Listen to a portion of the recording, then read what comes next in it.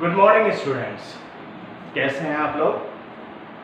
So it is 10th class and I'm Abhishek sir, your biology teacher, right? So हम biology के बारे में बात करेंगे एंड बायोलॉजी का आपका एक चैप्टर है that is life process. Life process,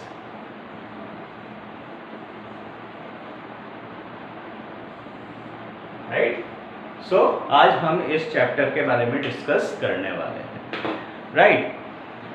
and what is life? Life is the living thing. So what is the character of the living thing? Living thing का कैरेक्टर्स क्या क्या होते हैं, ठीक है? सो कोई बोलेगा कि मूवमेंट,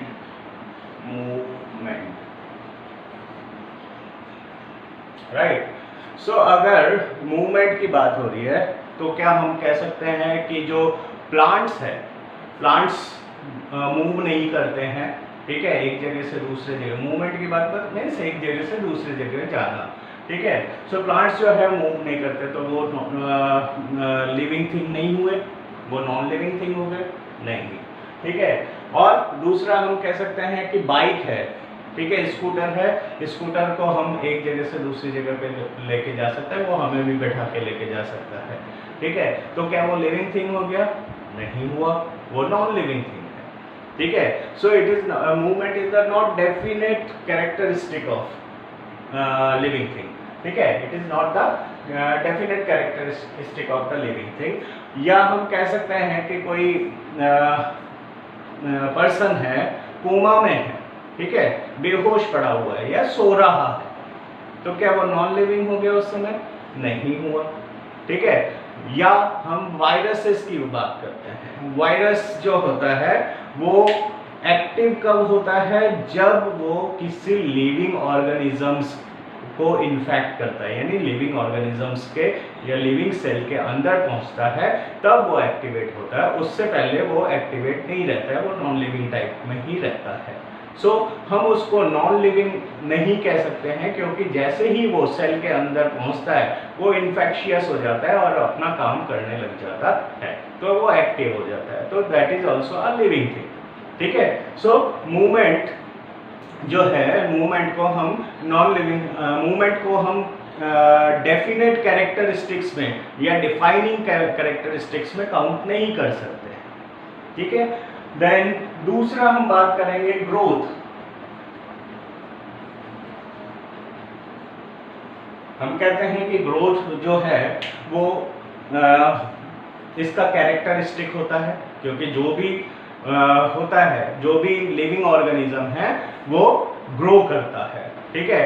तो एक तो क्या होता है कि कुछ जैसे एनिमल्स है, एनिमल्स का एक सर्टेन लेवल होता है, वो ग्रो करता है, उसके बाद फिर उसमें ग्रोथ बंद हो जाती है, तो क्या वो उस समय वो नॉन लिविंग हो जाता है?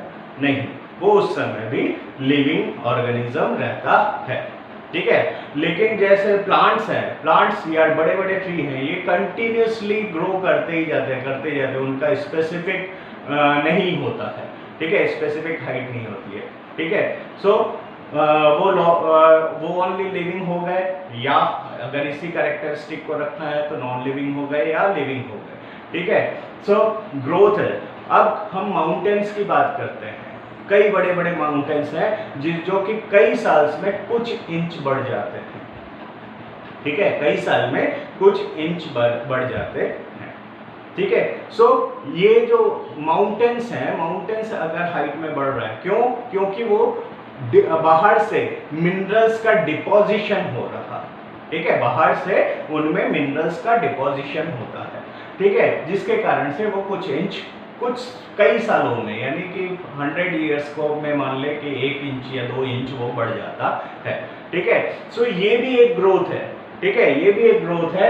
एंड इसका मतलब ये तो नहीं कि माउंटेन जो है वो लिविंग ऑर्गेनिज्म हो गया, लिविंग थिंग हो गया, नहीं हुआ, ठीक है? सो इस तरह से ग्रोथ को भी हम डिफाइनिंग कैरेक्टरिस्टिक्स में नहीं रख सकते हैं लिविंग ऑर्गेनिज्म के, ठीक है? सो लिविंग थिंग के, और या हम कहते हैं नंबर्स में, ठीक है? जैसे सेल है, सेल नंबर्स में बढ़ते हैं, ठीक है? सो अगर हम स्टोन लेते हैं और स्टोन को हैमर करके उसके कई टुकड़े कर देते हैं तो वो नंबर्स में बढ़ गए, ठीक है, तो वो लिविंग ऑर्गेनिज्म हो गए? नहीं हुए, ठीक है, वो भी लिविंग ऑर्गेनिज्म नहीं होते हैं, ठीक है। सो इस तरह से हम कह सकते हैं कि ग्रोथ जो है, growth is also not a defining characteristic of living organism, ठीक है, नॉट डिफाइनिंग कैरेक्टर्स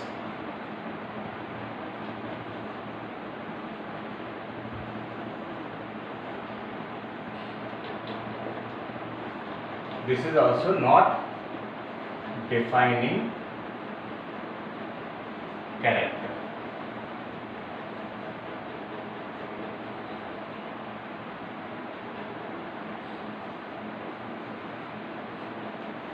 राइट। और क्या होता है? मूवमेंट हो गया, ग्रोथ हो गया, देन हम कहेंगे reproduction,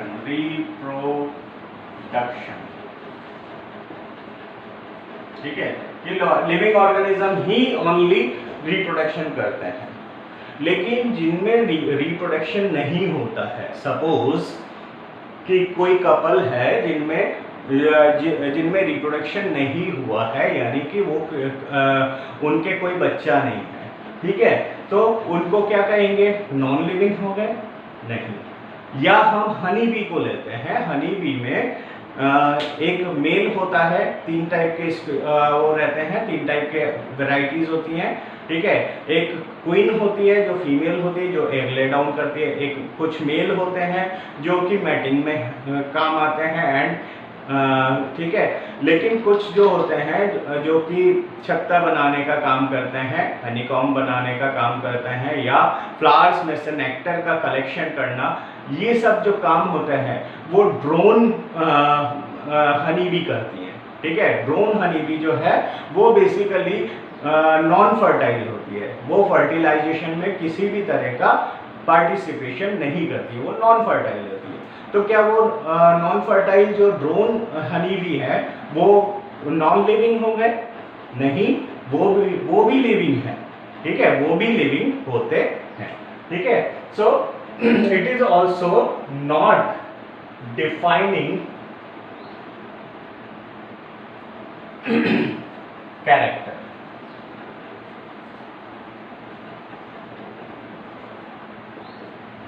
right.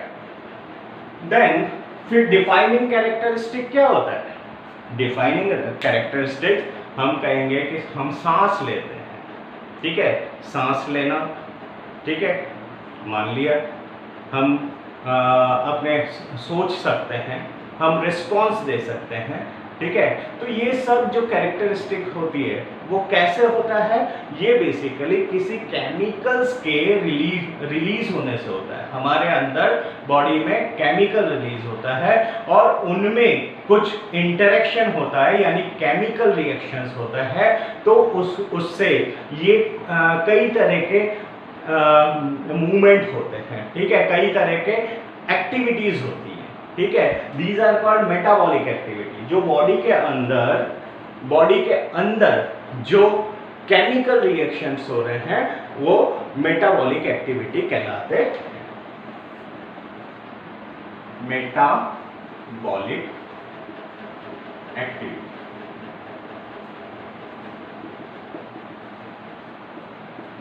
Right.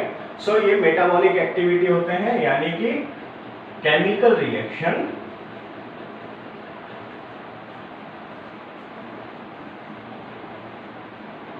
inside the body of living organism, right. अब इसको हम 2 पार्ट में डिवाइड कर सकते हैं, ठीक है, one is catabolic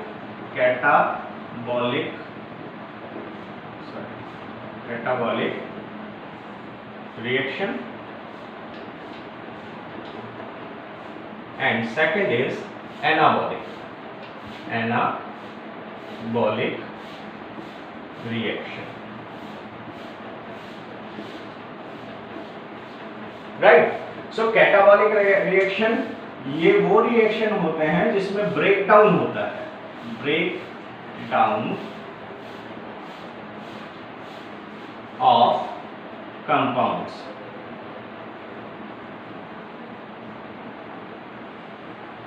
and release of energy। ठीक है। सो कई ऐसे कंपाउंड्स होते हैं, बड़े कंपाउंड्स होते हैं जिनमें ये ब्रेकडाउन, उनका ब्रेकडाउन होता है, केमिकल रिएक्शन में ब्रेकडाउन हो जाता है एंड ब्रेकडाउन से ये छोटे छोटे केमिकल कंपाउंड्स में कन्वर्ट हो जाते हैं। ठीक है। और इस रिएक्शन से कुछ एनर्जी रिलीज होती है। ठीक है। ये एनर्जी जो है ये हमारे काम में आता है। ठीक है। ये एनर्जी जो है हमारे मूवमेंट में, हमारे ग्रोथ में, हमारे सोचने में या किसी भी तरह की एक्टिविटी में हमारे काम आता है। ठीक है। So this is called the energy. ठीक है। सो ये एनर्जी कहां से आती है? By the chemical reaction. और जो हैवी कंपाउंड्स होते हैं वो जब टूटते हैं, ठीक है, तो टूटते कब हैं? टूटते हैं जब डाइजेशन होता है, हम बाहर से खाते हैं प्रोटीन, ठीक है, और वो डाइजेस्ट होता है, टूटता है, टूट के एमिनो एसिड बनता है एंड एमिनो एसिड का फिर ऑक्सीडेशन होता है। ठीक है। ऑक्सीडेशन से ये एमिनो एसिड जो है ये इसका ऑक्सीडेशन होता है जिससे कि एनर्जी रिलीज होती है। ठीक है। सो इस तरह से ये कैटाबॉलिक रिएक्शन कहलाता है।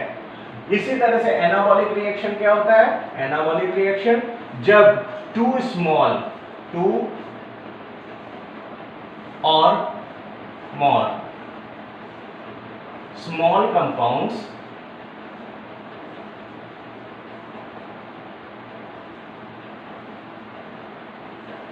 और elements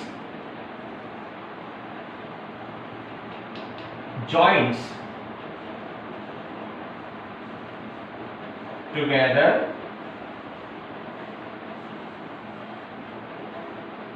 with help of external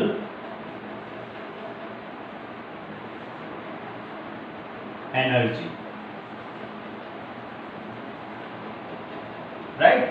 So छोटे कंपाउंड्स या छोटे एलिमेंट्स जो होते हैं वो आपस में जोड़ दिए जाते हैं। ठीक है। और बड़े कंपाउंड में कन्वर्ट करते हैं। तो जब ये जोड़ने का काम होता है उस समय हमें एक्स्ट्रा एनर्जी देने की रिक्वायरमेंट होती है। ठीक है। एक्स्ट्रा एनर्जी देने की रिक्वायरमेंट होती है। So this is called the anabolic reaction. ठीक है। तो उसमें एनर्जी हम चाहे हीट से देते हैं, टेम्परेचर से देते हैं या प्रेशर के कारण देते हैं, किसी भी फॉर्म में हम ये एनर्जी बाहर से देते हैं जिससे कि दो या उससे ज़्यादा एलिमेंट्स को हम ज्वाइंट कर सकें। ठीक है। So this is called the anabolic reaction, right. So इस तरह से दो तरह के मेटाबॉलिक रिएक्शन होते हैं, catabolic and anabolic reaction.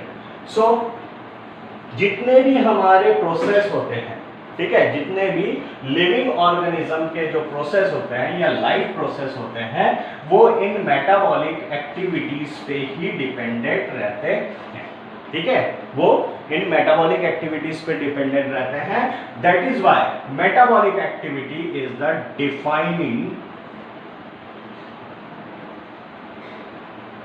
Defining characteristic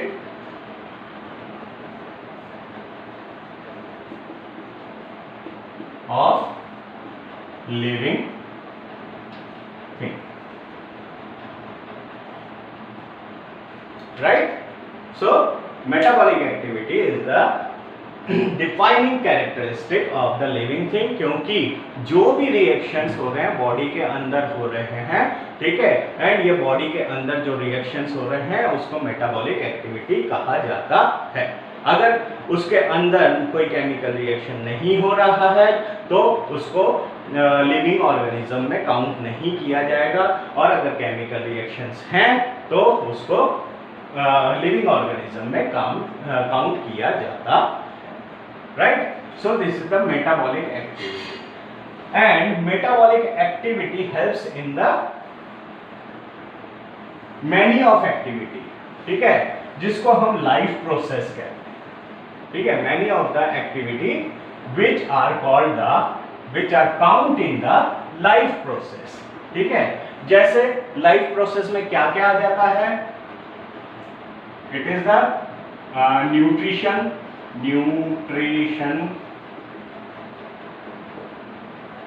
digestion, right, digestion, respiration,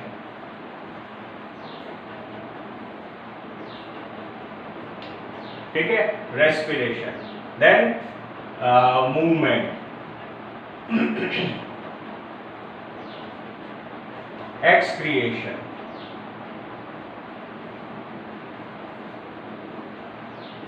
circulation,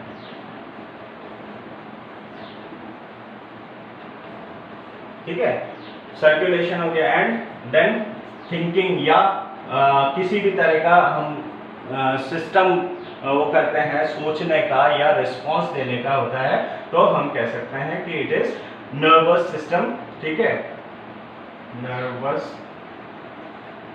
system,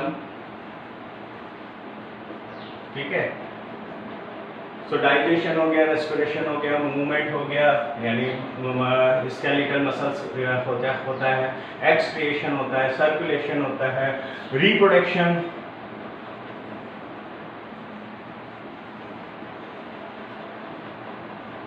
right. So इस तरह से ये सभी जो है these are called the life process, यानी एक लिविंग ऑर्गेनिज्म में ये सारी चीजें जो है ये अवेलेबल रहती है, ठीक है। नाउ जैसे हम खाना खाते हैं, ठीक है, लाइफ प्रोसेस में ये सभी होता है, और ये जितने भी पार्ट होते हैं इसके लिए हमारी बॉडी में, ह्यूमन में, हम ह्यूमन की बात करते हैं, या हम छोटे या हम प्लांट की बात करते हैं, या छोटे जो सेल्स होते हैं, यूनिसेल्युलर ऑर्गेनिज्म होते हैं, जैसे अमीबा होते हैं, ठीक है। सो अमीबा में एक ही सेल में सारे प्रोसेस हो जाते हैं।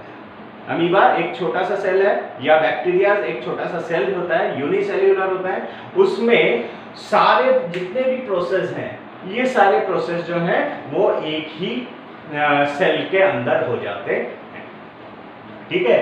लेकिन जो हम हैं, हम लोग कौन से हैं, मल्टी सेल्यूलर, हमारे कई तरह के सेल मिलके, और यानी 6 बिलियन सेल्स होते हैं, और वो सब मिलके और कई सिस्टम बनाते हैं, तो सबके लिए एक अलग अलग सिस्टम होता है। जैसे डाइजेशन के लिए डाइजेस्टिव सिस्टम,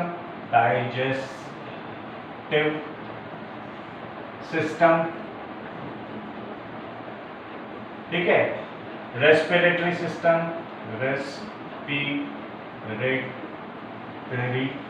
सिस्टम, मूवमेंट के लिए मस्कुलर या skeletal muscle, skeletal muscular system, ठीक है। एक्सक्रिएशन के लिए एक्सक्रिएटरी सिस्टम,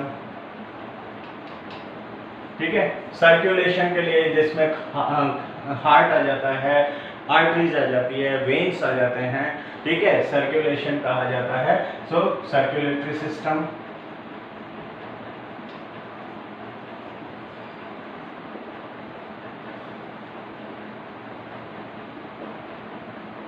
देन सबको ऑर्डर करना, सबको रिस्पॉन्स देना, ठीक है। रिस्पॉन्स जो होता है वो कौन देता है, नर्वस सिस्टम, यानी हमारा ब्रेन, ठीक है। हमारा ब्रेन हुआ, लेकिन जो छोटे ऑर्गेनिजम्स होते हैं उनमें ब्रेन नहीं पाए जाते हैं, यूनिसेल्युलर में ब्रेन नहीं पाए जाते हैं, ठीक है, लेकिन वो भी रिस्पॉन्स देते हैं। तो एक सेल भी रिस्पॉन्स दे सकता है और कई सेल मिलकर भी रिस्पॉन्स देते हैं, ठीक है। सो नर्वस सिस्टम जो है, नर्वस सिस्टम भी हमारा एक पार्ट होता है जो कि रिस्पॉन्स देता है, यानी अगर आप गर्म में हाथ लगाते हैं तो आपको गर्म लगेगा, वो माइंड तक पहुंचेगा कि हाँ गर्म है, तो आप इमीडिएटली हाथ हटाएंगे, ठीक है, एक रेस्पॉन्स दे रहे हैं, उसको हटाने का ऑर्डर ब्रेन देता है आपको कि हाथ हटा लो नहीं तो जल जाएगा, ठीक है। So this is called the nervous system, ठीक है। तो नर्वस सिस्टम हो गया। देन रिप्रोडक्शन, रिप्रोडक्टरी सिस्टम होता है कि जब अपने जैसे ही प्रोगेनी को प्रोड्यूस करना, ठीक है, क्योंकि लाइफ जो है कंटिन्यूसली चलती रहनी है, ठीक है, और जो पैदा होता है उसकी डेथ भी होती है, दिस इज द फैक्ट, ठीक है। सो ये एक तरह का यूनिवर्सल फैक्ट है कि जो पैदा होगा उसकी डेथ भी होगी, एंड जब डेथ होगी तो लाइफ जो है वो बंद हो जाएगी, लेकिन उस लाइफ को कंटिन्यूस करने के लिए रिप्रोडक्शन, यानी कि जो ऑर्गेनिज्म है वो अपने जैसे ही प्रोगेनी प्रोड्यूस करता है, ठीक है, प्रोगेनी को बर्थ देता है, ठीक है। सो इस तरह से इसको रिप्रोडक्शन कहा जाता है। तो this is also a system, reproductive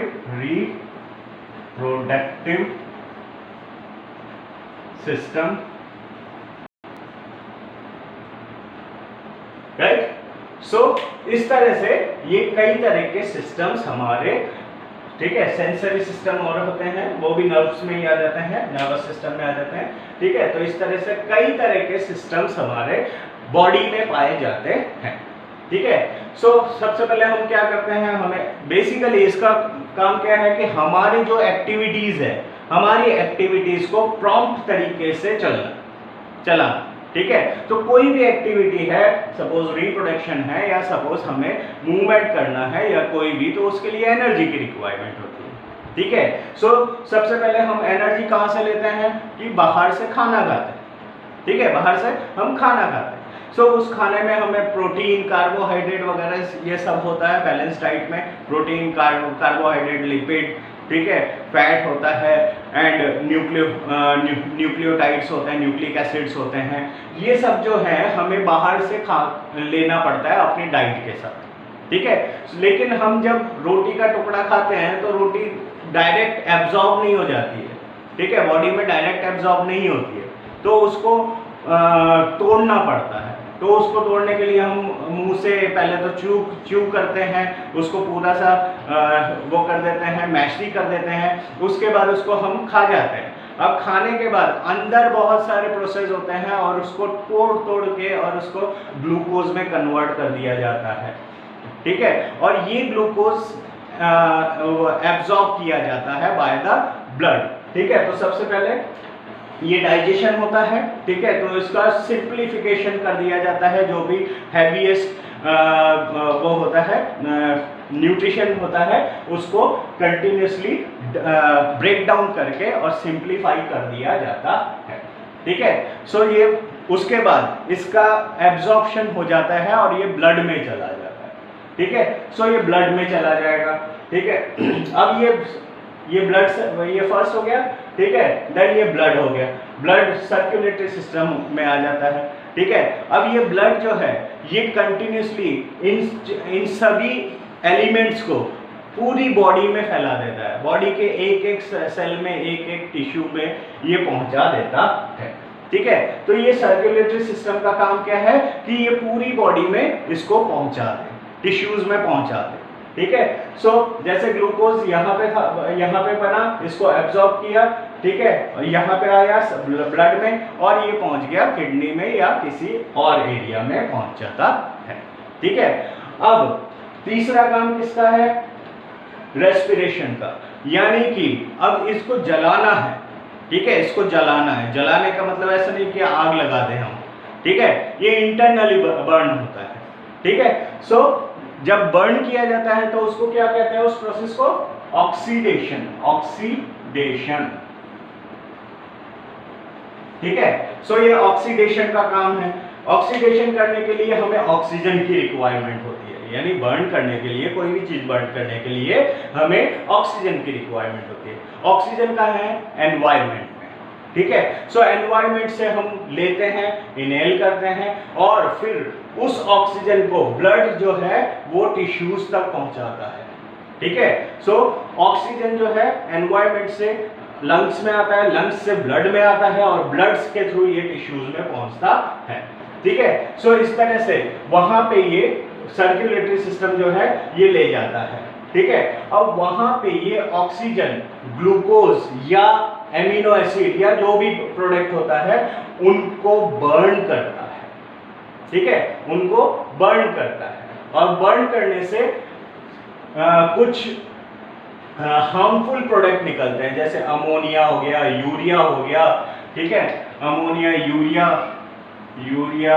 ammonia, ठीक है, और CO2 कार्बन डाइऑक्साइड, ये सब निकलते हैं, ठीक है। तो ये CO2 जो है ये अलग अलग वे में इनको बाहर फेंकना जरूरी है। अगर बॉडी के अंदर रहेगा तो क्या होगा, ये बॉडी को हार्म पहुंचाता है, ठीक है। सो इनको अलग अलग वे में, जैसे कि यूरिया जो है ये एक्सक्रीटरी सिस्टम्स के थ्रू, यानी किडनी जो है इनको यूरिन के थ्रू बाहर निकाल देता है, ठीक है। सो किडनी ये एक्सक्रीटरी सिस्टम, CO2 को रेस्पिरेटरी सिस्टम के थ्रू ही वापस से बाहर, क्योंकि CO2 क्या है, गैसियस फॉर्म में, तो गैस को ये बाहर निकाल देता है इन एक्सेलेशन के थ्रू, ठीक है। सो ये बाहर की तरफ चला जाता है, ठीक है।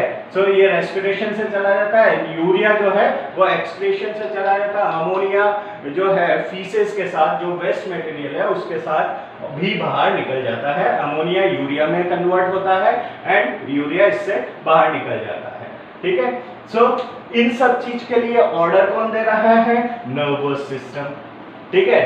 जो भी होता है, आप ज्यादा खा रहे हैं, हैवी लग रहा है, तो नर्वस सिस्टम उसको स्टमक को बोलता है या इंटेस्टाइन को बोलता है कि ज्यादा तेज इसको वो करो, मूवमेंट करो जिससे कि इसका डाइजेशन हो जाए, ठीक है। तो कई बार हमारे उस मूवमेंट के कारण पेट में दर्द होने लग जाता है, भाई ज्यादा खाओगे तो पेट में दर्द होगा, ठीक है। सो ये दर्द सहने वाला कौन है, ये भी ब्रेन है, यानी नर्वस सिस्टम, ठीक है। सो इस तरह से ये भी एक तरह का, ये सब इंटरलिंक्ड होते हैं, ठीक है। तो ये भी एक तरह का सिस्टम हो गया, इसी से ही लिंक्ड हो जाता है, ठीक है। देन एक एज के बाद रिप्रोडक्शन की रिक्वायरमेंट है for the continuity of life, ठीक है। तो उसमें भी ये सिस्टम्स काम आते हैं, उसमें भी एनर्जी जो है, एनर्जी कहां से होगी, by the digestion and respiration. जब रेस्पिरेशन होता है तो एनर्जी रिलीज होती है, कार्बन डाइऑक्साइड और हार्मफुल तो होते ही है, लेकिन इसके साथ ही एनर्जी रिलीज होती है, ठीक है। सो ये एनर्जी जो है वो ही सभी तरह की एक्टिविटीज, चाहे मूवमेंट के लिए, ठीक है, यहाँ पे मूवमेंट के लिए, चाहे किसी भी तरह के रिप्रोडक्शन के लिए, किसी भी चीज के लिए जो एनर्जी की रिक्वायरमेंट है वो रेस्पिरेशन से जो बर्न होता है, डाइजेस्टिव प्रोडक्ट्स जो बर्न होता है उससे हार्मफुल तो निकलते ही हैं, हार्मफुल एलिमेंट्स तो निकलते ही हैं, लेकिन साथ ही साथ एनर्जी रिलीज होती है। यही एनर्जी हमें काम आती है, ठीक है, यही एनर्जी हमारे काम आती है और यही एनर्जी लाइफ का प्रोसेस पूरा करती है। ग्रोथ में काम आती है, रिप्रोडक्शन में काम आती है, मूवमेंट में काम आता है, सोचने में काम आता है, डाइजेशन के लिए काम आता है, सभी चीजों के लिए एनर्जी की रिक्वायरमेंट होती है, right. So this energy comes from the respiration, ठीक है। सो इस तरह से हमारी बॉडी में, ह्यूमन बॉडी में या जो भी हायर कैटेगरी के होते हैं, हायर कैटेगरी यानी मैमल्स वगैरह जो हो गए, ठीक है, उनमें ये सिस्टम्स पाए जाते हैं। कई टिश्यू मिलकर ऑर्गन्स बनाते हैं, ठीक है, और ऑर्गन्स मिलकर सिस्टम का प्रोडक्शन करते हैं या फॉर्मिंग करते हैं, ठीक है। सो इस तरह से ये लाइफ प्रोसेस चलता है। तो हम एक एक लाइफ प्रोसेस के बारे में हम डिस्कस करेंगे। समझ में आ गया कि क्या है life process? It is the metabolic activities which required for the living organism, ठीक है। metabolic activities which required for the living organism are called life process. ठीक है, सो आज हम थोड़ा सा डाइजेशन के बारे में बात करेंगे, डाइजेशन इन प्लांट, ठीक है, and digestion in the unicellular, यहाँ तक की हम बात करेंगे। उसके बाद जो ह्यूमन के बारे में हमें डिस्कस करना है वो नेक्स्ट वीडियो में करना है, क्योंकि बहुत बड़ा टॉपिक है वो, ठीक है। सो सबसे पहले हम बात करेंगे डाइजेशन या न्यूट्रिशन का। आपके जो चैप्टर है एनसीईआरटी में उसमें न्यूट्रिशन लिखा हुआ है, ठीक है। सो हम बात करेंगे न्यूट्रिशन,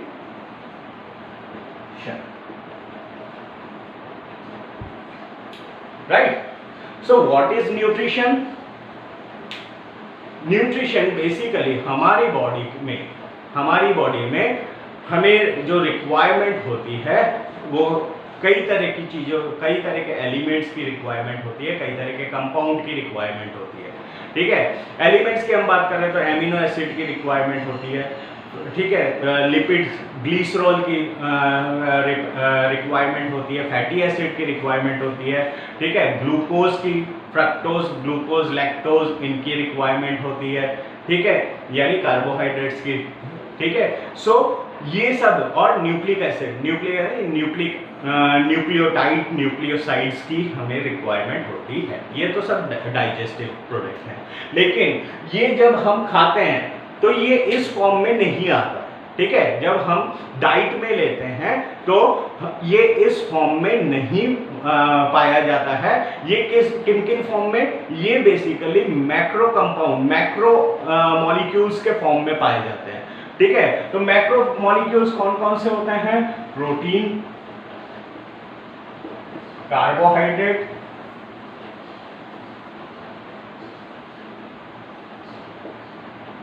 लिपिड, न्यूक्लिक एसिड,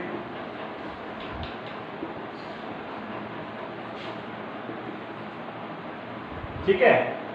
सो इस तरह से ये protein, carbohydrate, lipid, nucleic acid इसके फॉर्म में ये पाए जाते हैं।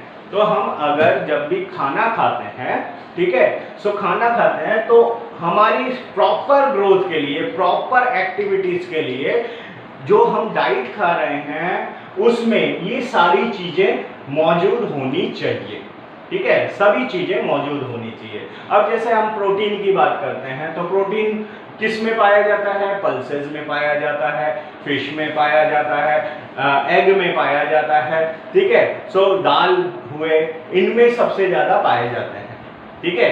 सो अगर हम खाली ये ही खाते रहें, ठीक है, एक टाइम पे हम कंटिन्यूसली कि प्रोटीन हमें चाहिए तो प्रोटीन हम इसके अकॉर्डिंगली खाली दाल ही दाल खाते रहें, दाल ही दाल खाते रहें, दाल और रोटी दाल, तो हमें प्रोटीन ही प्रोटीन मिलेगा। लेकिन दूसरे जो पार्ट हैं जैसे लिपिड की रिक्वायरमेंट है, सो लिपिड वगैरह हमें नहीं, या मिनरल्स हैं, मिनरल्स हमें उतना नहीं मिल पाएगा जितना हमारी बॉडी को रिक्वायरमेंट है, ठीक है। इसी तरह से कार्बोहाइड्रेट है, कार्बोहाइड्रेट किस में पाया जाता है? पोटैटो में पाया जाता है, अपने राइस में पाया जाता है, एंड गेहूं में, व्हीट में भी पाया जाता है, लेकिन बेसिकली राइस में, पोटैटो में, इनमें ज्यादा पाया जाता है, ठीक है। तो हम खाली आलू ही आलू खाते रहें, आलू की सब्जी खाएं और कोई सब्जी नहीं खाएं, तो हमारे कार्बोहाइड्रेट तो काफी हो जाएगा जिससे कि हम फूल जाएंगे, मोटे हो जाएंगे, ठीक है।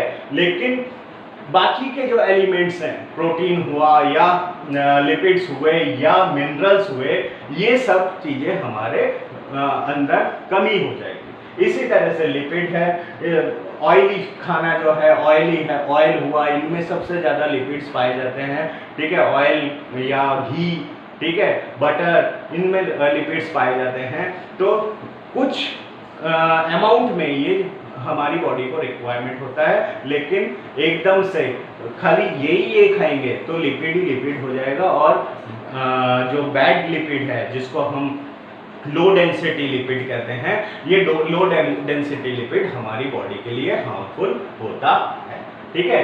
सो इस तरह से ये हमारे जो डाइट होनी चाहिए वो डाइट कैसी होनी चाहिए, जिसमें सभी तरह के एलिमेंट्स, सभी तरह के जो मैक्रोमोलिक्यूल्स है वो मौजूद रहे, वो प्रेजेंट रहे। तो ऐसे डाइट को हम बैलेंस डाइट कहते हैं, बैलेंस डाइट। ठीक है। सो इस तरह से हमें जो खाना खाना है वो बैलेंस डाइट खाना है, बदल बदल के खाना है। ऐसा नहीं है कि हम डेली दाल ही दाल खाएं, कोई सब्जी नहीं खाए। कभी हमें आयरन के लिए पालक भी खाना चाहिए, कभी हमें विटामिन ए के लिए टमाटर खाना चाहिए। ठीक है।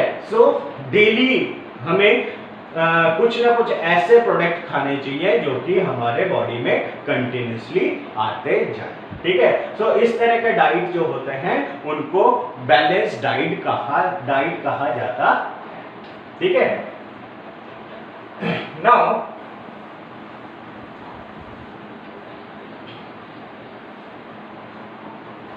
डाइजेशन किसे कहते हैं? डाइजेशन किसे कहेंगे? The process, the biological process in which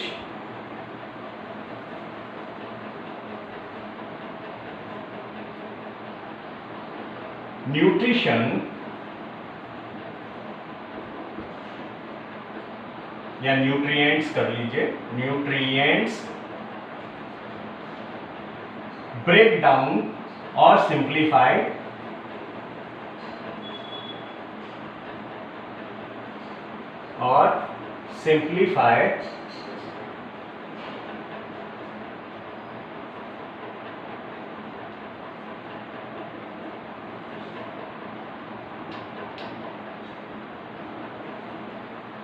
up to absorption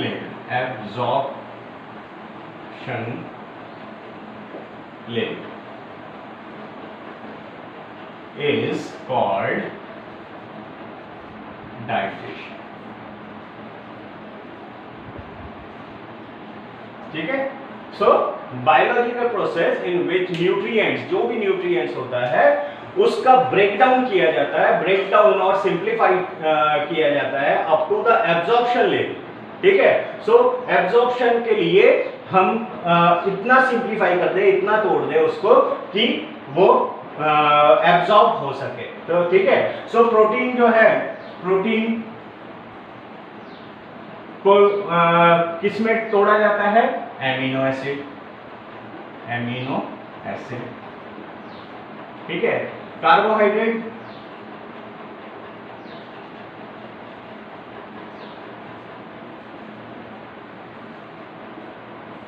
तो ग्लूकोज, फ्रक्टोज,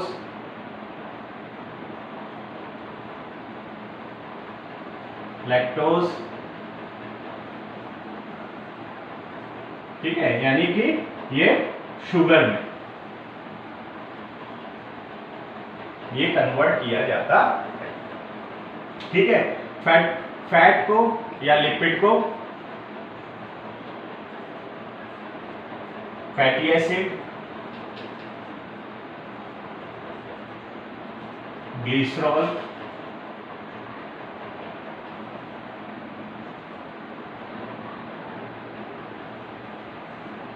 एक्स्ट्रा में न्यूक्लिक एसिड, न्यूक्लिक एसिड को हम करते हैं न्यूक्लियोटाइड, न्यूक्लियोटाइड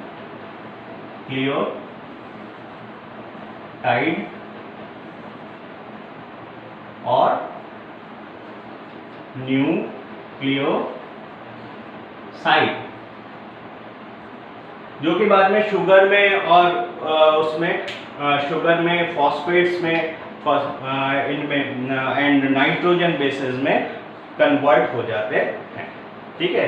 सो इस तरह से इनका ये पूरा डाइजेशन होता है। ठीक है। सो इस फॉर्म में ब्रेक डाउन करते हैं, हम खाते हैं ये चीजें। ठीक है, एंड ब्रेक डाउन करके इस फॉर्म में उनको एब्जॉर्ब किया जाता है, ठीक है। So this is the called the digestion, ठीक है। नाउ डाइजेशन के लिए ये सब जो एलिमेंट्स हैं, ये सब एलिमेंट्स जो है हम कहां से लेते हैं? बाय द फूड, ठीक है, बाय द फूड। अब फूड हम कहां से लेते हैं? फूड हम खाने से लेते हैं, ठीक है। अब खाना कहां से आता है? या तो प्लांट से आता है या किसी एनिमल के थ्रू आता है, ठीक है। एनिमल अपना फूड यानी ग्रोथ जो करना है उसको भी ग्रोथ करना आता है, तो वो एनिमल अपना फूड कहां से लेता है? अल्टीमेटली प्लांट से लेता है, ठीक है, अल्टीमेटली प्लांट से लेता है। लेकिन जो प्लांट है, प्लांट अपना फूड कहां से लेता है? क्योंकि वो भी लिविंग ऑर्गेनिज्म है, उसको भी फूड की रिक्वायरमेंट है, एनर्जी की रिक्वायरमेंट है, ठीक है। सो वो अपना फूड कहां से लेगा? ठीक है। सो इस तरह से दो तरह के ऑर्गेनिजम्स होते हैं, ठीक है, जो न्यूट्रिशन लेने वाले दो तरह के ऑर्गेनिजम्स होते हैं। एक जो अपना फूड खुद बनाते हैं, ठीक है, यानी दीज आर कॉल्ड ऑटोट्रॉपिक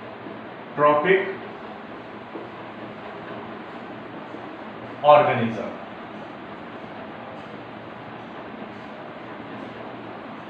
ठीक है, autotrophic organism.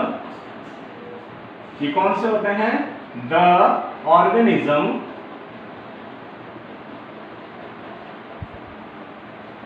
which form their food by own,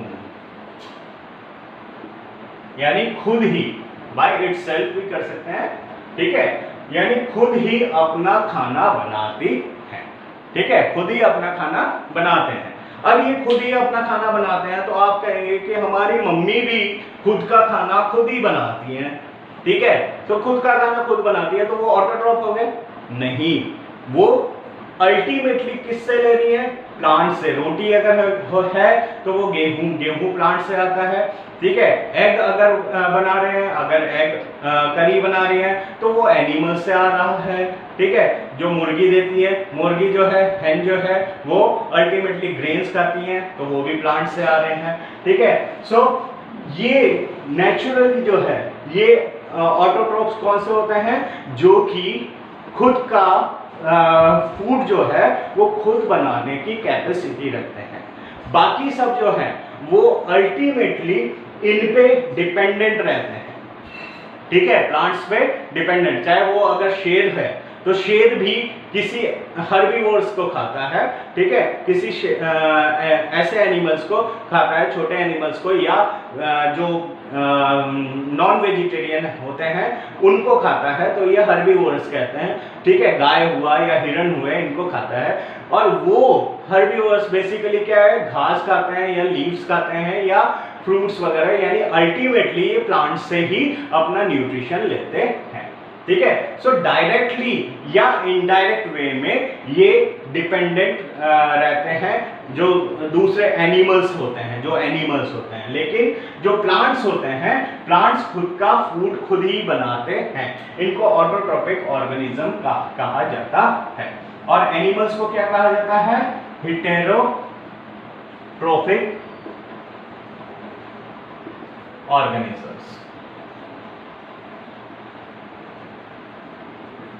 ठीक है। इसमें इसका एग्जांपल क्या आ गया? प्लांट्स। इसका एग्जांपल क्या आ गया? Animals.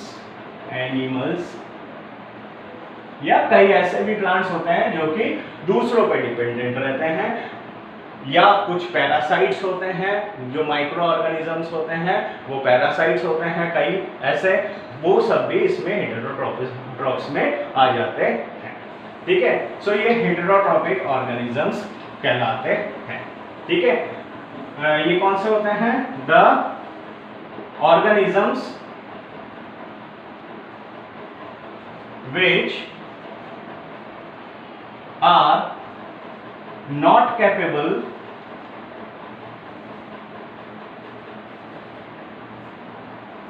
to form their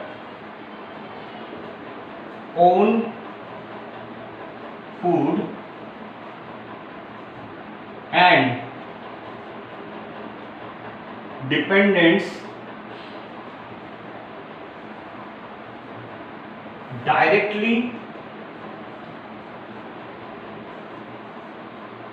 or indirectly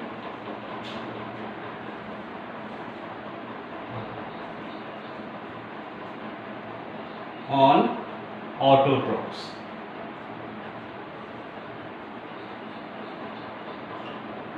Right? So these are called heterotrophic organisms. ठीक है? Animals, इसका एग्जाम्पल है the organism which are not capable to form their own food, खुद अपना खाना नहीं बना सकते हैं, एंड डिपेंडेंट, ये डिपेंडेंट रहते हैं डायरेक्टली, या तो हम जैसे होते हैं कि रोटी खाए, प्लांट से फल फ्रूट वगैरह हम खाते रहते हैं, ठीक है, तो डायरेक्टली और इनडायरेक्टली, जैसे कि शेर हुआ, चीता हुआ, ये शिकार करते हैं, लेकिन जो हर्बीवोर्स होते हैं वो जिनका शिकार करते हैं वो खुद अपना फूड किससे लेते हैं, प्लांट से लेते हैं, ठीक है। सो ये डायरेक्टली और इनडायरेक्टली ऑटोट्रॉप पे डिपेंडेंट रहते हैं, ठीक है। So these are called heterotrophic organisms, ठीक है। नाउ हम पहले बात करेंगे ऑटोट्रॉपिक ऑर्गेनिजम्स की, ठीक है। ऑटोट्रॉपिक ऑर्गेनिजम्स जो कि खुद अपना फूड बनाते हैं। सो ये ऑटोट्रॉपिक ऑर्गेनिजम्स यानी कि प्लांट, ठीक है, प्लांट्स जो होते हैं आपने देखा होगा कि मैक्सिमम जो प्लांट्स होते हैं वो ग्रीन कलर के होते हैं, ग्रीन, ठीक है, मैक्सिमम जो प्लांट्स होते हैं वो ग्रीन कलर के होते हैं। और ये ग्रीन कलर कहां से आता है, ये एक तरह का प्लास्टिड होता है, क्लोरोप्लास्ट, ठीक है, ये एक प्लास्टिड होता है, ग्रीन प्लास्टिड, एक ऑर्गेनिल होता है सेल के अंदर जिसको प्लास्टिड कहते हैं। तो ग्रीन जो प्लास्टिड होता है उसको क्लोरोप्लास्ट कहते हैं।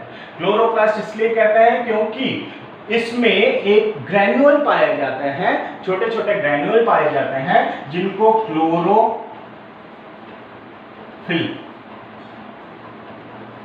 कहा जाता है, ठीक है। तो इनको क्लोरोफिल कहते हैं। ये क्लोरोफिल में कुछ क्वांटासोम्स होते हैं, ठीक है, और ये इनमें एबिलिटी होती है, ठीक है, इनमें एबिलिटी होती है फॉर जो सन रेज हो, ठीक है, सन का जो रेज आता है, ठीक है, सोलर लाइट को ये कैप्चर कर सकते हैं। तो solar light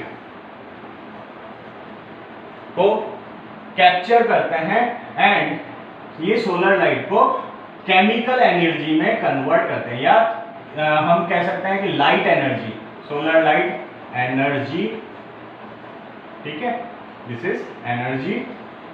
so solar light energy को ये कन्वर्ट कर देता है केमिकल एनर्जी, ठीक है। तो सबसे पहले ये एनर्जी कहां से आई, बाय द सनलाइट, ठीक है, सनलाइट से ये एनर्जी आई। एंड ये सनलाइट जो है ये लीफ में आता है, बेसिकली लीफ, नॉर्मली लीफ जो होते हैं वो ही ग्रीन होते हैं, उनमें ही क्लोरोफिल पाया जाता है, ठीक है। एंड ये क्लोरोफिल को हिट करते हैं, इसके हिट करने से ये सनलाइट को ये दो इलेक्ट्रॉन निकलते हैं और ये इलेक्ट्रॉन आगे जाके ये कार्बोहाइड्रेट में कन्वर्ट कर देते हैं, यानी लाइट एनर्जी को कार्बोहाइड्रेट में कन्वर्ट कर देते हैं, जिसको हम केमिकल एनर्जी कहते हैं, ठीक है। सो ये सोलर लाइट को कार्बोहाइड्रेट में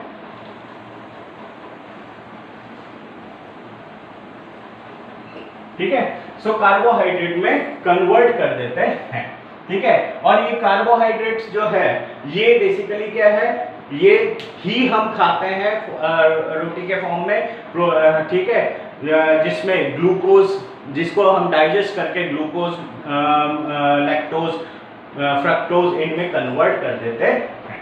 ठीक है, सो इस तरह से ये कार्बोहाइड्रेट को ही हम अल्टीमेटली खाते हैं। ठीक है, और इससे इसके डाइजेशन से हमें एनर्जी मिलती है। ठीक है, सो इस तरह से ये प्लास्टिड्स होते हैं जो जिसमें क्लोरोप्लास्ट होते हैं। ठीक है, क्लोरोप्लास्ट में क्लोरोफिल होते हैं और ये क्लोरोफिल जो ग्रीन पिगमेंट होते हैं। ठीक है, chlorophyll are the green pigments,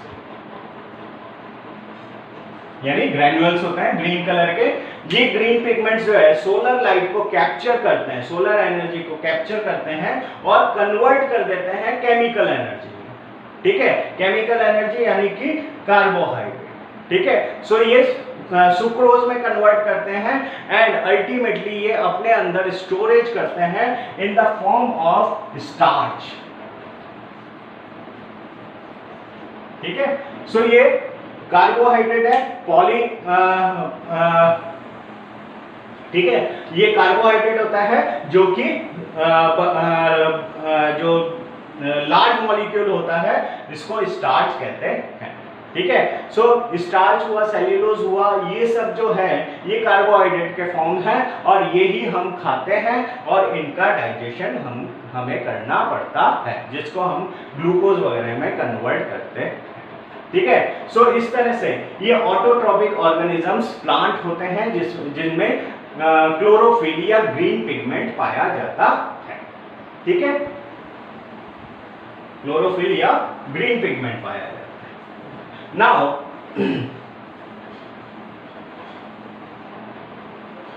सो मैंने बताया कि starch is the main product जो कि प्लांट में पाया जाता है, जिसका हमें डाइजेशन करना होता है। ठीक है, सो ये बेसिकली जो कार्बोहाइड्रेट है उसको स्टार्च के फॉर्म में लीव्स में ये कर दिया जाता है। ठीक है, स्टोर कर लिया जाता है। ठीक है, सो इसके लिए एक एक्सपेरिमेंट हम कर सकते हैं जो कि आप लोगों के बुक में है कि एक लीफ लेंगे, मतलब पॉटेड प्लांट लेते हैं। ठीक है, एक पॉटेड प्लांट की रिक्वायरमेंट होती है।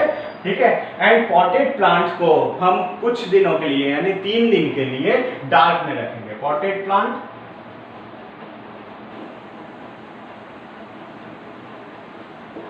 ठीक है, डार्क रूम में रखेंगे, डार्क रूम फॉर 3 डेज।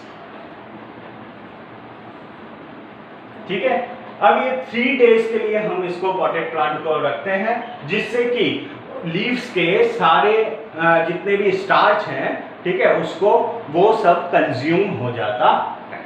ठीक है, लीफ को सारे ये स्टार्च जो है वो पूरा कंज्यूम हो जाता है। ठीक है, अब उसको फिर हम 1 दिन के लिए 1 आवर्स के लिए या 1 डे के लिए लाइट में, सोलर लाइट में रखते हैं, सनलाइट में रखा जाता है। ठीक है, तो 1 डे हम सनलाइट में रखेंगे।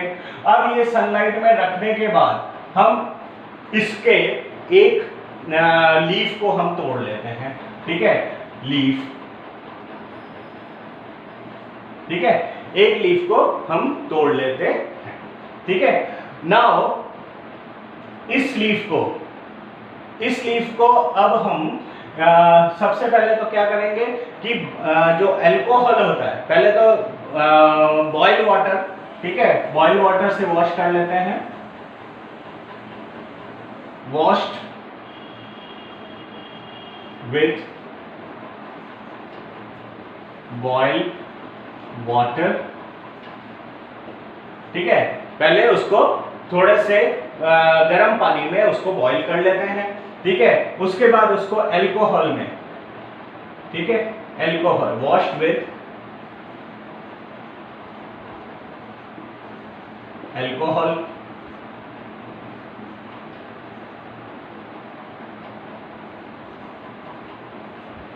ठीक है, अल्कोहल में उसको हम डुबो देते हैं और डुबो के उसको अल्कोहल को भी हम बॉईल कर देते हैं, बॉईल। ठीक है, सो इस तरह से अल्कोहल को भी बॉईल करते हैं। तो इसको बॉईल अल्कोहल में हम पूरी की तरह से इसको अच्छे से बॉईल कर लेते हैं। बॉईल करने के बाद फिर उसका कलर हम देखते हैं तो वो बिल्कुल पीला पड़ चुका होता है, यानी कि उसमें कोई कलर नहीं दिखाई देता है। ठीक है, लेकिन फिर हम माइक्रोस्कोप में देखते हैं। ठीक है, राइट। सो सबसे पहले हम क्या करेंगे कि आयोडीन में उसको डुबो देंगे, dip in iodine solution, I2 solution, I2 means iodine. ठीक है, सो आयोडीन के सॉल्यूशन में हम उसको डुबो देंगे। ठीक है, आयोडीन के सॉल्यूशन में डुबोने से ये आयोडीन जो है कार्बोहाइड्रेट यानी शुगर में जहां जहां होता है वहां पे पर्पल कलर देता है। ठीक है, सो आयोडीन में हम इसको डिप करेंगे और उसके बाद हम माइक्रोस्कोप में देखेंगे उसमें तो कुछ जगह पे ब्लू पैचेस दिखते हैं, ब्लू कलर पैचेस।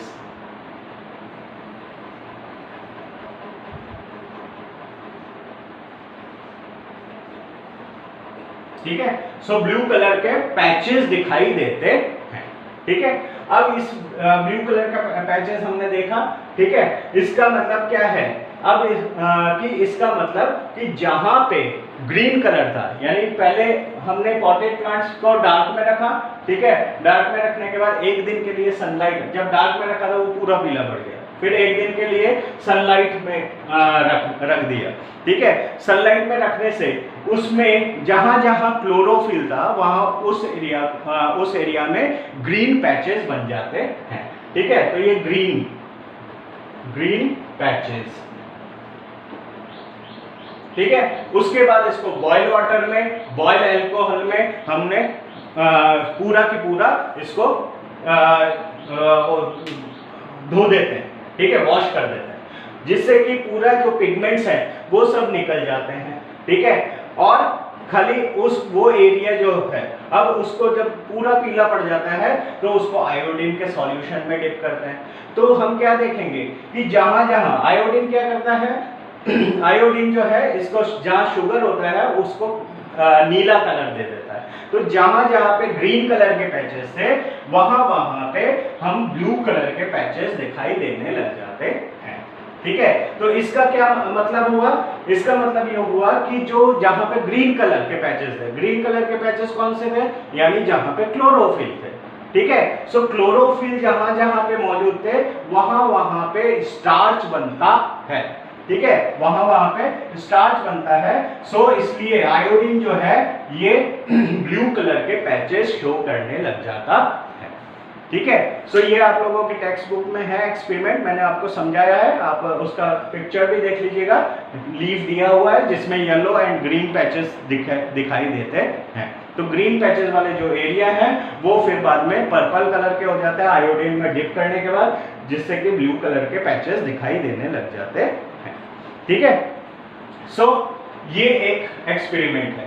ठीक है, सो इससे क्या पता चलता है कि सनलाइट की, क्लोरोफिल की रिक्वायरमेंट होती है। ठीक है, सनलाइट की रिक्वायरमेंट होती है एंड क्लोरोफिल की रिक्वायरमेंट होती है। ठीक है, यहां पे ऑटोट्रोफ जो है ये बेसिकली क्या करते हैं, ये ऑटोट्रोफ सनलाइट को एंड एटमॉस्फेयर में जो कार्बन डाइऑक्साइड है, ठीक है, एटमॉस्फेयर का जो कार्बन डाइऑक्साइड है उसको एब्जॉर्ब करते हैं। ठीक है, और वाटर के साथ मिलके ये ग्लूकोज में कन्वर्ट यानी कार्बोहाइड्रेट में कन्वर्ट करते हैं।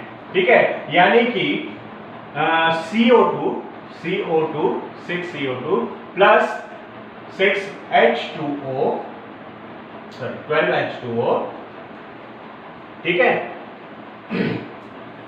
यहां पे सनलाइट एंड एंजाइम, ठीक है, इसकी प्रेजेंस में क्लोरोफिल जो है वो इसको कार्बन डाइऑक्साइड को C6H12O6 में कन्वर्ट करता है, जो कि क्या है, ग्लूकोज। ठीक है, सो C6H12O6, ठीक है, प्लस 6H2O यानी वाटर फिर से रिलीज होता है, ठीक है। सो लेकिन half amount of water release होता है एंड प्लस 6O2 रिलीज होता है, ठीक है। 6O2 रिलीज होता है एंड इस तरह से ये क्या है, कैटाबॉलिक एक्टिविटी है। कार्बन डाइऑक्साइड एंड वाटर मिलके यहाँ पे ग्लूकोज का फॉर्मेशन कर रहे हैं जो कि बड़ा होता है, ठीक है। और ऑक्सीजन रिलीज हो रहा है। ऑक्सीजन रिलीज होने के साथ साथ ही सॉरी ये एनाबॉलिक रिएक्शन है, ठीक है। एनाबॉलिक रिएक्शन में दो छोटे एलिमेंट्स मिलके बड़ा एलिमेंट्स बनाते हैं और यहाँ पे ऑक्सीजन भी बनता है जो कि रिलीज हो जाता है। इसलिए हम कहते हैं कि जो प्लांट्स है वो ऑक्सीजन देते हैं। तो ऑक्सीजन कैसे देते हैं? By the releasing of oxygen by the photosynthesis. This process is called the photosynthesis.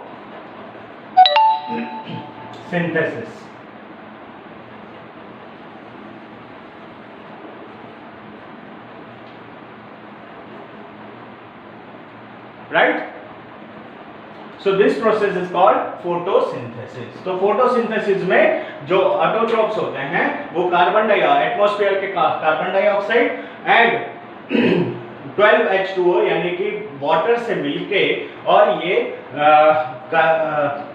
Glucose का फॉर्मेशन करते हैं, कार्बोहाइड्रेट का फॉर्मेशन करते हैं एंड वाटर रिलीज करते हैं और ऑक्सीजन रिलीज करते हैं। ये ग्लूकोज ही बाद में मिलके और स्टार्च फॉर्मेशन, स्टार्च के फॉर्म में ये स्टोरेज हो जाता है, ठीक है। इसका डाइजेशन होता है। डाइजेशन करने से जो एनर्जी मिलती है वो प्लांट अपने ग्रोथ और मेटाबॉलिक एक्टिविटी में काम लेता है और बाकी जो बच जाता है वो स्टार्च के फॉर्म में ये स्टोर कर लेता है, ठीक है।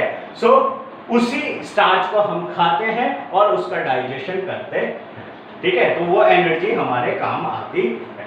So this is the autotrophic, this is the photosynthesis. Photosynthesis के लिए कार्बन डाइऑक्साइड की रिक्वायरमेंट होती है। तो आप लोगों के एनसीईआरटी में एक एग्जांपल है जिसको एक्टिविटी है जिसको बेलजार एक्टिविटी कहते हैं, ठीक है। तो बेलजार एक्टिविटी में क्या होता है कि एक जार होता है, ठीक है। जार के अंदर एक पॉटेड प्लांट लिया जाता है इस तरह से, ये पॉटेड प्लांट है।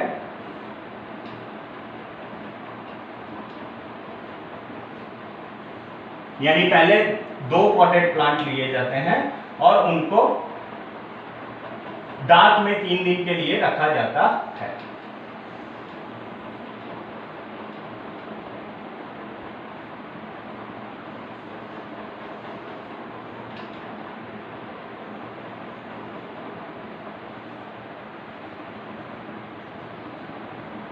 अभी बताता हूं मैं इसको।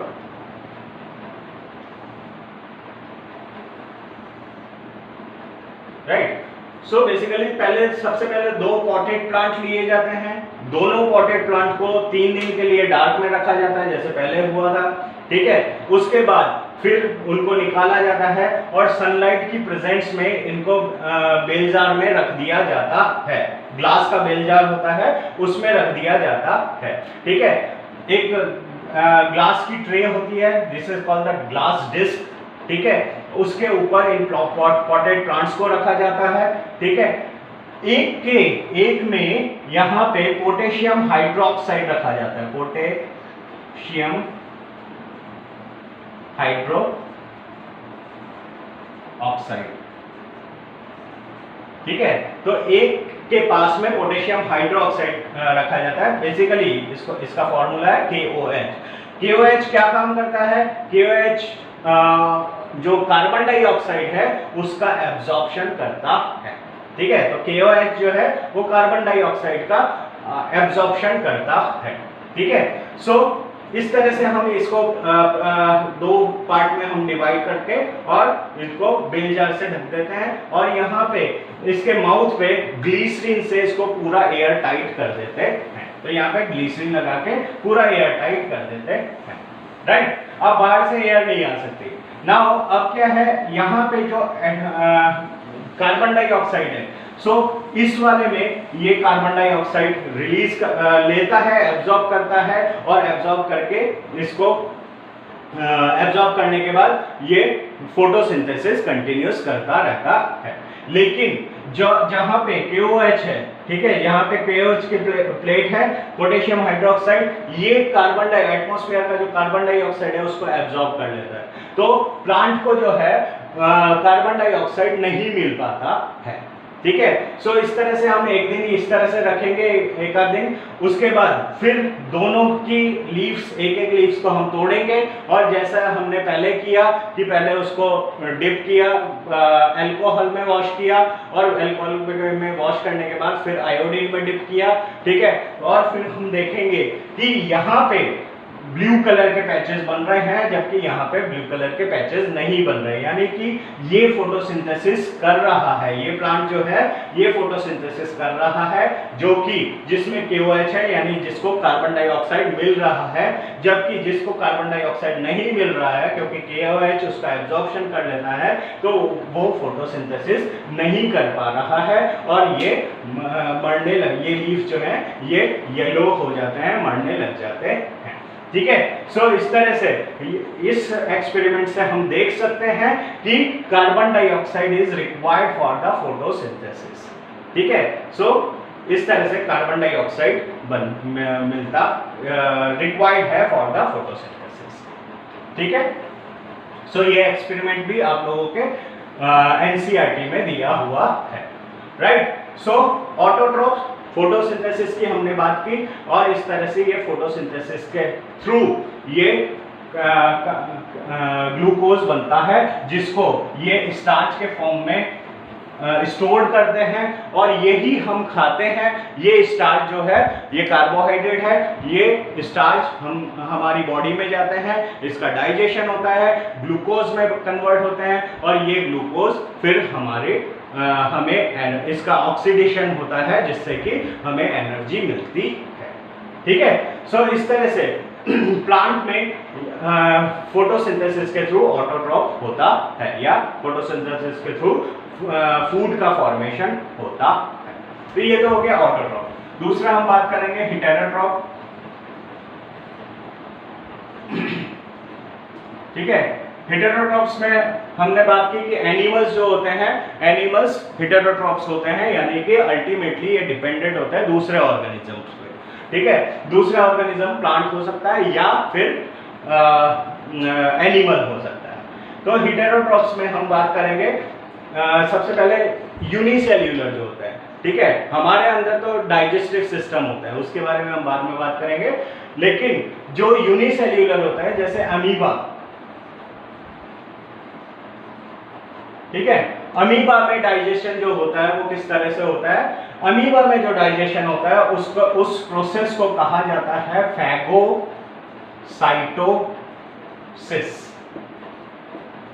ठीक है। अमीबा में जो डाइजेशन होता है उसको फैगोसाइटोसिस कहा जाता है। फैगोसाइटोसिस को हम कुछ पार्ट्स में डिवाइड कर सकते हैं। पहले सबसे पहले इंजेशन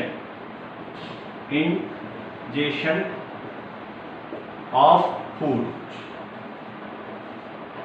ठीक है, इसको हम फैगोसाइटोसिस का कहते हैं, फैगो या एंडोसाइटोसिस, सॉरी, इसको एंडोसाइटोसिस,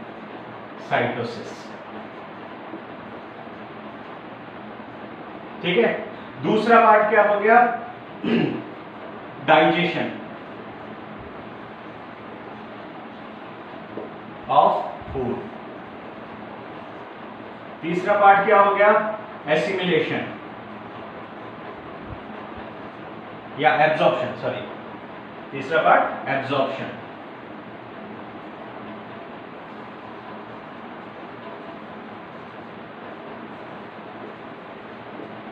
फिर फोर्थ हो गया एसिमिलेशन,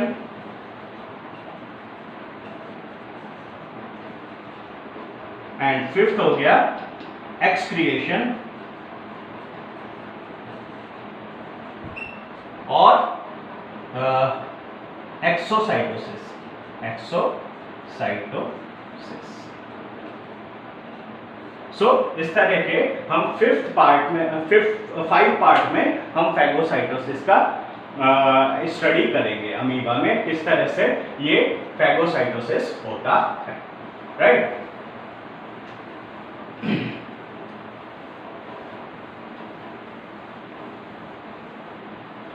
सबसे पहले हम बात करेंगे इंजेक्शन ऑफ फूड या एंडोसाइटोसिस।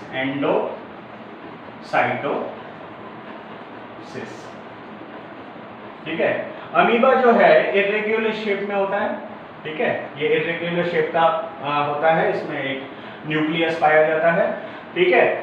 एंड जिस तरफ भी फूड पार्टिकल होता है, सपोज फूड पार्टिकल इस तरफ रखा हुआ है, तो ये क्या करेगा, अपना एक फिंगर लाइक स्ट्रक्चर बाहर निकालता है, ठीक है। इसका प्लाज्मा मेम्ब्रेन में अपेंडिक्स होता है और ये फिंगर लाइक स्ट्रक्चर बाहर निकालता है, जिसको सूडोपोडिया कहते हैं,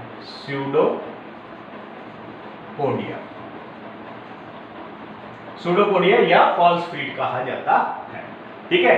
और ये क्या करता है, उस तरह से ये पूरा वहां जिस तरफ ये फूड पार्टिकल होता है उसके पास जाके और इस जो सूडोपोडिया है वो सबस्ट्रेटम से चिपक जाता है और पूरी बॉडी को खींच लेता है, यानी इसके थ्रू, सूडोपोडिया के थ्रू ये मूव करता है, फूड पार्टिकल की तरफ मूव करता है और फूड पार्टिकल को पूरे चारों तरफ से उसके ऊपर आ जाता है, ठीक है, फूड पार्टिकल के ऊपर आ जाता।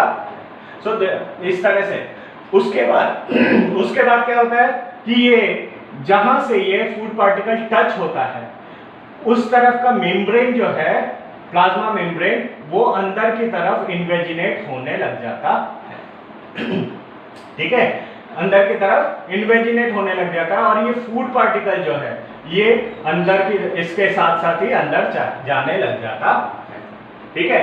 सो अल्टीमेटली ये ऊपर से प्लाज्मा मेम्ब्रेन आपस में मिक्स हो जाता है, ठीक है, और ये फूड पार्टिकल एक वेसिकल के अंदर रहता है। दिस इज कॉल्ड फैगोसोम,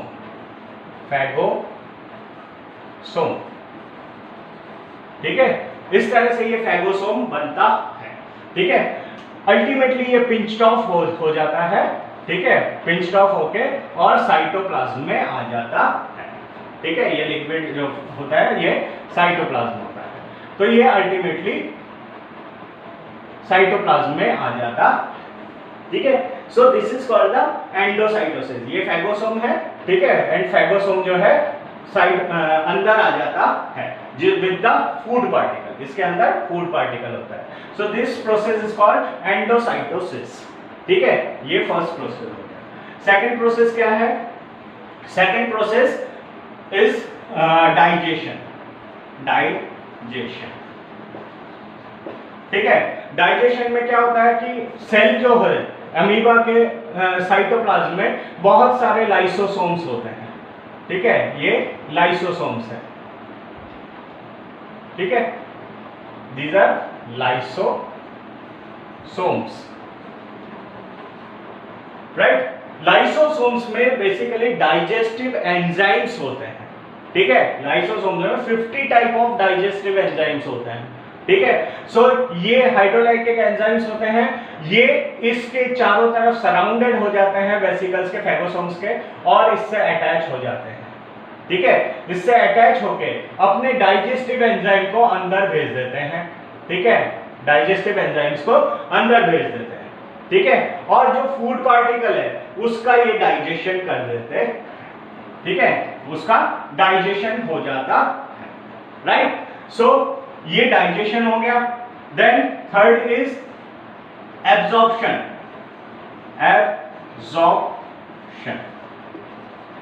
सो जो सिंप्लीफाइड यानी प्रोटीन से एमिनो एसिड एंड कार्बोहाइड्रेट से ग्लूकोज वगैरह जो भी बनता है, ठीक है, सो ये जो डाइजेस्टिव प्रोडक्ट है उनका एब्जॉर्प्शन साइटोप्लाज्म में हो जाता है, यानी ये बाहर सेल के अंदर ही, यानी इस वेसिकल से बाहर ले लिया जाता है, एब्जॉर्ब कर लिया जाता है, साइटोप्लाज्म में आ जाता है, ठीक है। So this is called the absorption, ठीक है। Then fourth it is assimilation, assimilation. Assimilation का मतलब क्या है कि अब यहां पे साइटोप्लाज्म में आने के बाद ऑक्सीजन जो है इन पार्टिकल्स का ऑक्सीडाइजेशन करता है, ठीक है, ऑक्सीडाइजेशन करता है और जिससे कि एनर्जी रिलीज होती है, ठीक है। सो ये एनर्जी का रिलीज होना इन पार्टिकल से, चाहे ग्लूकोज है, चाहे अमीनो एसिड हो, ठीक है, चाहे फैटी एसिड हो, इनका ऑक्सीजन जो है ये ऑक्सीडाइजेशन करता है, ऑक्सीडेशन करता है, जिससे कि ये बर्न हो जाता है और जिससे एनर्जी रिलीज होती है, ठीक है। सो इस तरह से ये एनर्जी रिलीज होना जो है ये एसिमिलेशन कहलाता है। यही एनर्जी जो है यहाँ पे काम आती है इसके मूवमेंट पे, इसके ग्रोथ पे, इसके डिवीजन से, एसेक्सुअल रिप्रोडक्शन के लिए, ठीक है, ये एनर्जी ही रिक्वायरमेंट होती है, ठीक है। सो इस तरह से ये एनर्जी रिलीज होती है, that is called the assimilation. And fifth is exocytosis, exocytosis या एक्सक्रिएशन। अब ये जो वेसिकल है इसमें सब कुछ निकल गया, जो भी न्यूट्रिशन होता है वो सब निकल गया, अब इसके अंदर जो है वो वेस्ट प्रोडक्ट रहता है, ठीक है। अब ये वेस्ट प्रोडक्ट जो है वो तैरता तैरता जो है किसी भी पार्ट से, मेम्ब्रेन के किसी भी पार्ट से अटैच हो जाता है, ठीक है। और वेसिकल का मेम्ब्रेन और इसका मेम्ब्रेन जो है वो अटैच हो जाता है, जबकि ये जो फूड पार्टिकल है ये बेसिकली अब वेस्टेज है, ठीक है, एक्सक्रीटरी हार्मफुल प्रोडक्ट है, ठीक है। सो इसको बाहर फेंक दिया जाता है और ये फिर से सेम हो जाता है, यानी मेम्ब्रेन तो आपस में मिल जाते हैं और जो फूड पार्टिकल है उसको, यानी वेस्टेज प्रोडक्ट है, उसको बाहर फेंक दिया जाता है। दिस इज कॉल्ड एक्सोसाइटोसिस, ठीक है। सो एक्सोसाइटोसिस या एक्सक्रिएशन हम कह सकते हैं, ठीक है। सो इस तरह से ये एक्सोसाइटोसिस होता है। ये 5 पॉइंट्स होते हैं फॉर अमीबा के अंदर फॉर डाइजेशन प्रोसेस, ठीक है। सो ये इसको फैगोसाइटोसिस कहा जाता है, ठीक है। This process is called phagocytosis. So आज हम यहां तक ही कर रहे हैं, ठीक है, हेटेरो टॉपिक में ये यूनिसेल्युलर। अब नेक्स्ट जो हम करेंगे वो ह्यूमन डाइजेस्टिव सिस्टम के स्ट्रक्चर एंड ह्यूमन डाइजेस्टिव कैसे होता है, ये पूरा प्रोसेस हम करेंगे, ठीक है। सो आज के लिए इतना ही। Thank you very much, have a good day.